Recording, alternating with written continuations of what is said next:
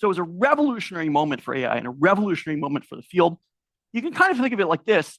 Jensen was building these propellers, these bigger and bigger propellers. And he was like, who do I sell these to? And meanwhile, there's some other group who's building these gliders, and they keep shoving them off the cliff, and they go down and crash. And the glider group is, God, how do we make this thing fly? And when you unite these two things, that's when you have your Wright brothers moment, which is what these guys produced. So then this happens. We scale. We go from 2 GPUs in Krzyzewski's bedroom to 200 or 300,000 GPUs in a data center. And Nvidia goes from being this tiny little rinky-dink manufacturer of GPUs for gamers to the single most valuable company on planet Earth, and in fact, of all time. It just scaled right up, more or less without any friction, right?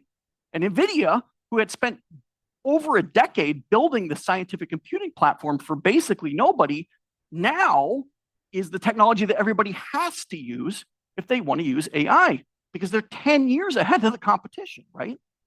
Jensen called this the $0 billion market, and he did this on purpose.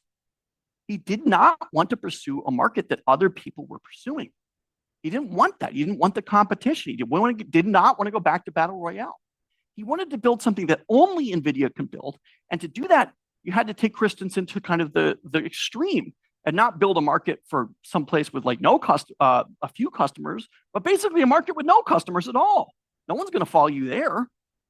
But if you succeed, then you're the only provider. And in fact, that's the case today. NVIDIA has a 90% market share in AI training, right? Around 2014 or 2015, 2013 or 2014, Jensen caught wind of the work that the Toronto group, that Hinton's group was doing, and he sent a company-wide email. We are now an AI company. We're not a graphics company anymore. 2014, okay? Not an easy thing to decide.